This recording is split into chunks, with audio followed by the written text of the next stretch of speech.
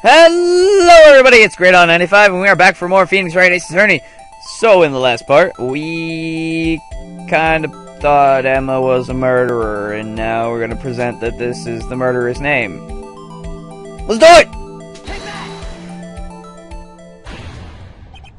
It's a defense attorney's duty to prove his client's innocence. That's why all I've been thinking about is saving Lana. After all my efforts, I never thought it would turn out like this. Emma. So this is the final message Prosecutor Marshall left behind.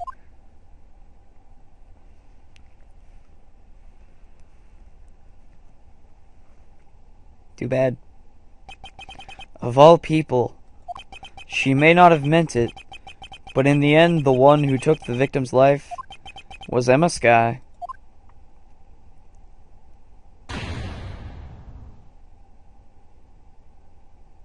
Ooh. Seaworthy, can't say I didn't warn you. Gant. Chief Gant. Do you understand the implications of what you've done? What? What are you talking about? 2 years ago, Joe Dark was sentenced to death. He was convicted because of his final murder. I believe you were the prosecutor in the case. Were you not? Ah! Yes, Worthy. Because of you, an innocent man was sentenced to death. Not only that, but you used forged evidence to ensure his conviction.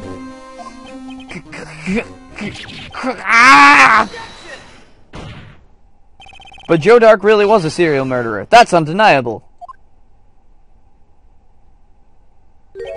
I'm afraid that's not important. Didn't you know? We aren't defenders of justice. What? We're merely keepers of the law. Sentencing a man to death is no light matter. Even if there wasn't any cover-up or evidence forgery, ultimately the responsibility falls on the prosecutor in charge. Despite what anyone may say, this fact cannot be denied. Gant. What's going on at the prosecutor's office? They might have sent an innocent man to his death. How can he just stand there like it wasn't his fault? Order! Order! Order! Order! Damn it, Gant! The gavel's pounding fell on deaf ears. Unable to settle the crowd, the judge declared a recess. Where this trial is headed, no one knows. To be continued. Again, there's another good place to end things off. So we're getting into the final stages of this case. The last partition, it seems. Partition? Is that the right word? I don't know. The last midpoint. The last in-between point. Not midpoint. Wow, that only took 2 hours. Yeah. Sorry, Edgeworth. I didn't mean to get you in trouble. Don't worry about it. This is my problem, not yours. Hope I'm not interrupting anything, pals. Oh, guess I am. I'll come back later. Oh, Detective Gumshoe, what is it? You got a lot of nerve, pal, making a detective run all around while on duty. And to top it off, you call me here. I've seen happier people at funerals. I take it Lana's having you run errands again. Let me tell you, this is the last time, pal. Here, she asked me to give this to you if there was a break in today's trial. Evidence law? Edgeworth was just talking about this just the other day. I'm sure you know the 2 rules of evidence law, don't you, Wright? Rule 1, no evidence shall be shown without the approval of the police department. Is that right, Mr. Wright? It seems so. You could at least study some evidence law, really. The chief prosecutor also wanted me to give you a message. A message? She said, if you're planning to take him on, you're going to need this book. Him. I guess I'll need to give this book a thorough read. Securely slipped evidence law in his pocket. Doesn't look like that book will do you any good now, though. Well, I don't know, Detective. Rule 1! No evidence shall be shown without the approval of the police department. Rule 2. Unregistered evidence presented must be relevant to the case in trial. All that's left now is the chief prosecutor's sentence. That's where you're wrong, detective. Huh? Haven't you figured it out yet? Why I'm still sitting in the prosecutor's seat? Despite all these allegations being thrown at me? Mr. Edgeworth, the real trial today hasn't begun yet. What? What else is there left to do? Your credibility has been all but ruined with this forged evidence you were unaware of. Emma Skye found out she unwittingly caused a man's death, and now you're telling me you want to do more? You've got to be kidding me, pal. You're missing the point, detective. Lana didn't murder Detective Goodman. She merely stuck a knife into his dead body. That means the real killer is still out there. What? And we're going to expose him, no matter what it takes. This case has hurt too many people. It's time to bring it to an end. Well, let's do it! February 25th, 1252, District Court, courtroom number 9. The court will now reconvene for the trial of Miss Lana Skye. Mr. Edgeworth. Yes, Your Honor? The inquiry committee is planning to impose harsh penalties for your actions. Thank you for the news, Your Honor. Yes, well, normally this is where the prosecution calls forth the witness. But, this isn't easy to say. You see, there is some concern that Mr. Edgeworth may have, struck a bargain? You think I may have manipulated the witnesses? I didn't say that. It's just, you see, everyone has been talking and... Very well, Your Honor. I have a solution. A solution? That being the case, the prosecution will allow the defense to call forth all further witnesses. What? But there's never been a case example. Undeniably, this is an unusual arrangement, but a very effective one. It would prove that I haven't struck any deals with the witnesses. Well, Mr. Wright, what do you say? Unbelievable. Edgeworth has found a way to continue the trial. Very well. The defense accepts the prosecution's proposal. Then it's settled. The, defense may now call forth the next Mr. Wright. You do realize this is your last chance. If you call the wrong witness, this trial is as good as over. The defense calls... The time's finally come to bring out the real murderer. Damon Gant! Damon Gant. The defense calls Damon Gant to the stand. Damon Gant? What does he have to do with anything? As the defendant's partner 2 years ago, Mr. Gant has first-hand knowledge of the crime. I feel we should hear what he has to say about it. As luck would have it, he should still be in the courthouse. He would also be the least likely to have been manipulated by me in any way. Wouldn't you agree, Your Honor? True. Alright, bailiff, please escort Mr. Gant to the stand. What's up, bro? Hate you. Witness, please state your name and occupation. What is this, some kind of practical joke? I was just on my way to lunch. Your name and occupation, sir. Worthy, are you sure you want to do this? Your name and occupation. So, you want to play hardball, eh? Please, Mr. Gant. Fine.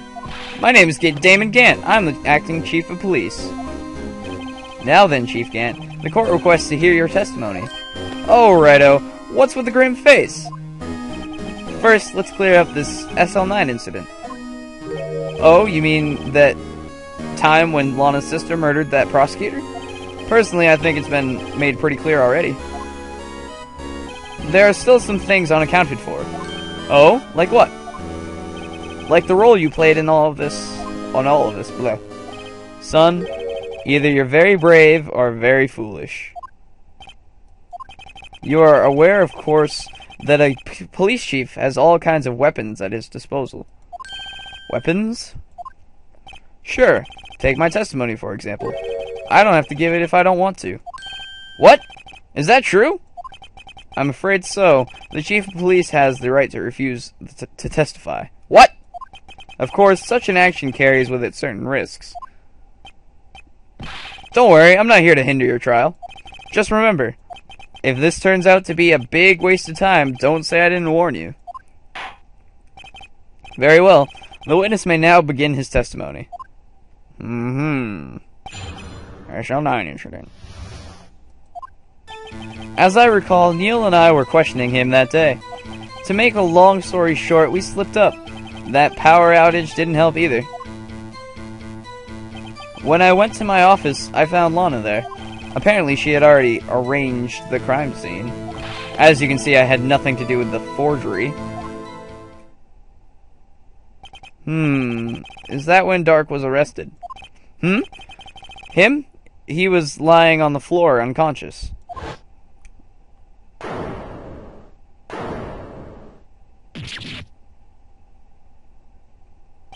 When Emma sent Neil flying, it seems Dark bumped his head. I see. Everything seems pretty clear-cut. If the police chief has the right to refuse to testify, then I'd better hit him hard and fast. First. I don't know if this is, okay, I think I can press everything still. I'm pretty sure I can press everything, but I'm going to save just in case, because there's a few instances where I'm pretty sure I can't press. At least in this part. I don't remember clearly, but maybe. As I recall, a ceremony was held at the police department that day. Yes, that's right. I guess you could say I'm a workaholic. After winning his award, Neil was all fired up too. That's probably what spooked Dark when made him run away like that. Was the defendant Lana Skye also present in the room? I don't quite remember. At the very least, she wasn't there when Dark ran for it.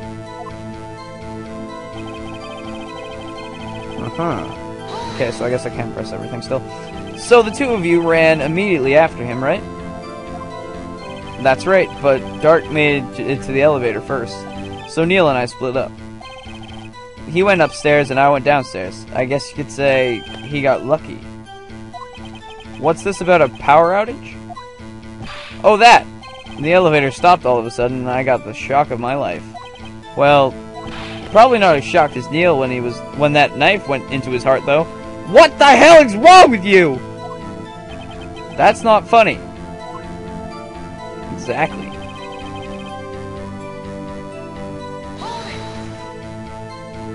Could you tell us what you saw? It was a shocking sight. Neil and that serial killer were lying in a heap on the floor, all tangled together.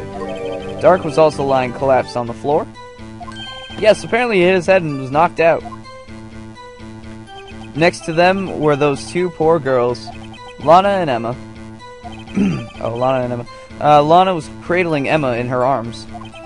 Looking back at it now, she must have already known what her sister had done.